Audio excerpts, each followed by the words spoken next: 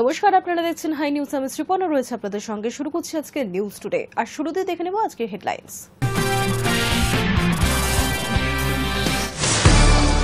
Betting অ্যাপে প্রচার বিপাকে মিমি। সোমবার ইডির তলবে দিল্লিতে ইডির সদর দফতরে পৌঁছান মিমি। সঙ্গে ছিলেন মিমির আইনজীবীও। ফের মালদায় শুট আউট, তৃণমূল নেতা খুনের সাক্ষীকে খুনের চেষ্টা। বুকে গুলিবিদ্ধ অবস্থায় মালদহ মেডিকেল কলেজ হাসপাতালে ভর্তি হন তিনি। ঘটনাস্থল ইংলিশ বাজার থানা এলাকার অমৃতির কানাইপুর। দক্ষিণেশ্বর মেট্রো স্টেশনে ছাত্র খুনের ঘটনার পর নিরাপত্তা আঁটোসাঁটো করতে স্টেশনে 800 আরপিএফ নিযুক্ত হওয়ার ঘোষণা মেট্রো কর্তৃপক্ষের। যদিও কবে থেকে এই নিয়ম কার্যকর হতে চলেছে তা নিয়ে রয়েছে প্রশ্ন। সংশোধিত ওয়াকফ আইনের উপর সম্পূর্ণ স্থগিতাদেশ জারি করল না সুপ্রিম কোর্ট। ওয়াকফ আইনের সব ধারা পুরো স্থগিত করার যুক্তি নেই অন্তর্বর্তী রায় সুপ্রিম কোর্টের। তবে স্থগিত রাখা হল জেলা শাসকদের ক্ষমতা। সংশোধিত ওয়াকফ আইনের উপর সম্পূর্ণ স্থগিতাদেশ জারি করল না সুপ্রিম কোর্ট। ওয়াকফ আইনের সমস্ত ধারা পুরো স্থগিত করার যুক্তি নেই অন্তর্বর্তী রায় সুপ্রিম কোর্টের। তবে স্থগিত রাখা হল জেলা শাসকদের ক্ষমতা। সংশোধিত ওয়াকফ আইনের ওপর সম্পূর্ণ স্থগিতাদেশ জারি করল না সুপ্রিম কোর্ট। সোমবার শীর্ষ আদালত অন্তর্বর্তী রায় দিয়ে জানিয়েছে ওই আইনের সব ধারা সম্পূর্ণভাবে স্থগিত করার কোনো যুক্তি নেই। একই সঙ্গে সুপ্রিম কোর্ট জানিয়েছে জেলা শাসক সাধারণ মানুষের ব্যক্তিগত অধিকার নিয়ে সিদ্ধান্ত নিতে পারবেন না, কারণ এতে আইন, আদালত আর প্রশাসনের প্রদত্ত আলাদা ক্ষমতা লঙ্ঘিত হবে।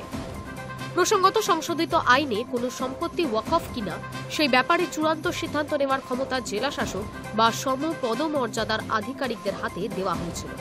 এর ফলে মুসলিম সম্প্রদায় তাদের অধিকার হারাচ্ছে বলে অভিযোগ তোলা হয়। সোমবার সুপ্রিম কোর্টের প্রধান বিচারপতি বি.আর. গাভাইয়ের বেঞ্চ সংশোধিত আইনের 3 অনুচ্ছেদটির ওপর স্থগিতাদেশ দিয়েছে।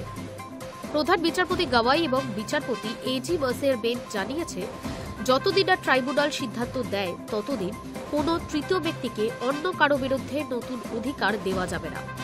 ওয়াকফ আইনের বৈধতা নিয়ে প্রশ্ন তুলে মামলা হয়েছিল সুপ্রিম কোর্টে। গত 22 মে ওই মামলায় রায়দান স্থগিত রেখেছিল সুপ্রিম কোর্টের প্রধান বিচারপতি বি.আর. গাভাইয়ের নেতৃত্বাধীন বেঞ্চ। আজ এই মামলায় রায় জানালো সুপ্রিম কোর্ট। সংসদের উভয় কক্ষে বিল পাশ হওয়ার পরে গত 5 এপ্রিল রাষ্ট্রপতি দ্রৌপদী মুর্মুর সম্মতিক্রমে তৈরি হয় সংশোধিত ওয়াকফ আইন 2025। High News network. বেটিং অ্যাপে প্রচার বিপাকে অভিনেত্রী তথা প্রাক্তন সাংসদ মিমি চক্রবর্তী। সোমবার ইডির তলবে দিল্লিতে ইডির সদর দফতরে পৌঁছেছেন মিমি। সঙ্গে ছিলেন মিমির আইনজীবী। কত টাকা নিয়েছিলেন মিমি জানতে চাই ইডি। বেআইনি বেটিং অ্যাপ কাণ্ডে দিল্লিতে ইডির সদর দফতরে হাজিরা দিলেন অভিনেত্রী মিমি চক্রবর্তী। সোমবার সকালে কেন্দ্রীয় সংস্থা দপ্তরে পৌঁছে যান তিনি। সঙ্গে ছিলেন মিমির আইনজীবী। কাগজপত্র নিয়ে গিয়েছিলেন যাদবপুরের প্রাক্তন তৃণমূল সাংসদ। ইডি দপ্তরে প্রবেশের মুখে সাংবাদিকদের সামনে তেমন কোনো মন্তব্য করতে চাননি তিনি। মিমি সহ বেশ কয়েকজনকে বেআইনি অনলাইন বেটিং অ্যাপ সংক্রান্ত মামলায় তলব করেছে ইডি। রবিবারই সেই খবর প্রকাশ্যে আসে। তালিকায় রয়েছে বলিউড অভিনেত্রী উর্বশী রৌতেলাও। এর আগে অভিনেতা অঙ্কুশ হাজরাকে তলব করেছিল ইডি। সূত্রের খবর, মিমিকে সোমবার এবং উর্বশীকে মঙ্গলবার ডাকা হয়েছে। নির্ধারিত দিনেই মিমি হাজিরা দিলেন। ইডি দপ্তরের সামনে গাড়ি থেকে নামার পর সাংবাদিকেরা তাকে প্রশ্ন করেন, মিমি, আপনার কি কিছু বলার আছে? অভিনেত্রী জানান, আমি আসছি, এসে কথা বলবো। আর কথা না বাড়িয়ে দপ্তরের দিকে এগিয়ে যান তিনি। তার আইনজীবীর হাতে বেশ কিছু কাগজপত্র ছিল। সেগুলিতে দপ্তরের আধিকারিকদের সঙ্গে কথা বলতেও দেখা যায় তাদের। ঠিক কি অভিযোগ মিমির বিরুদ্ধে? অনলাইনে বেআইনি বেটিং অ্যাপের মামলায় তদন্ত করছে ইডি। অভিযোগ, এই সমস্ত অ্যাপগুলি বেআইনিভাবে কোটি কোটি টাকা আয় করছে। মিমি সহ একাধিক তারকার বিরুদ্ধে অভিযোগ, তারা এই সমস্ত অ্যাপের হয়ে প্রচার করেছেন এবং সেখান থেকেই আর্থিক সুবিধা নিয়েছেন। সেই বিষয়ে জিজ্ঞাসাবাদ করতে কেন্দ্রীয় সংস্থা একের পর এক তারকাকে তলব করছে।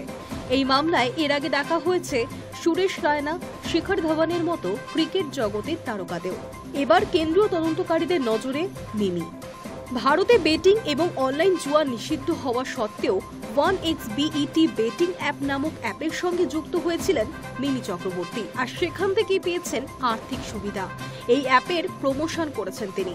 সূত্রের খবর, কিভাবে এই বেআইনি অ্যাপ সংস্থা থেকে মিমি টাকা নিয়েছেন, কোন অ্যাকাউন্টে টাকা ঢুকেছে তা জানার চেষ্টা করছে তদন্তকারী এজেন্সি। এই মামলায় খতিয়ে দেখা হচ্ছে সোশ্যাল মিডিয়ার ভূমিকাও। গুগল এবং মেটার বিরুদ্ধে অভিযোগ, তাদের প্ল্যাটফর্ম শেয়ার করে এই অ্যাপ প্রমোশন করা হয়েছে এবং বিজ্ঞাপনও পেয়েছে। ফেসবুক এবং ইনস্টাগ্রামে এই অ্যাপের বিজ্ঞাপনও হয়েছে। Hi News network.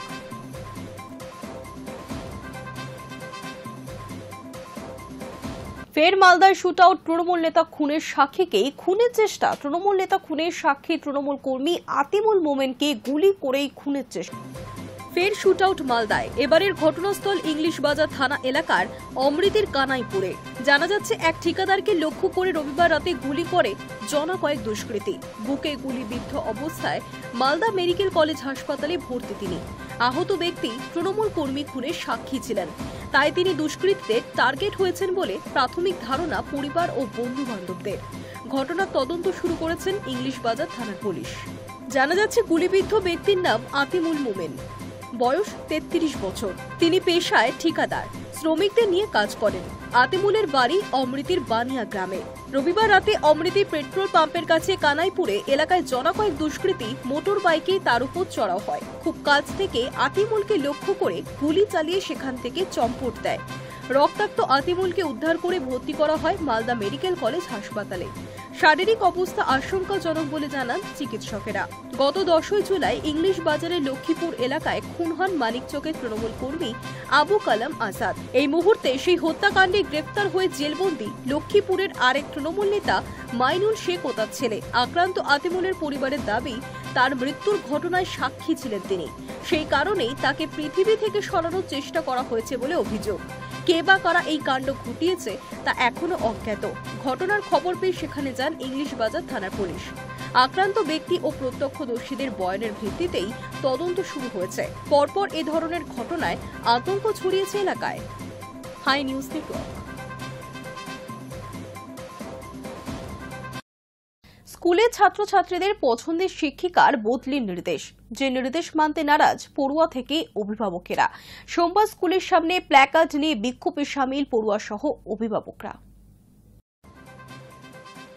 স্কুলের ছোট ছোট খুদেদের পছন্দের শিক্ষিকা তিনি।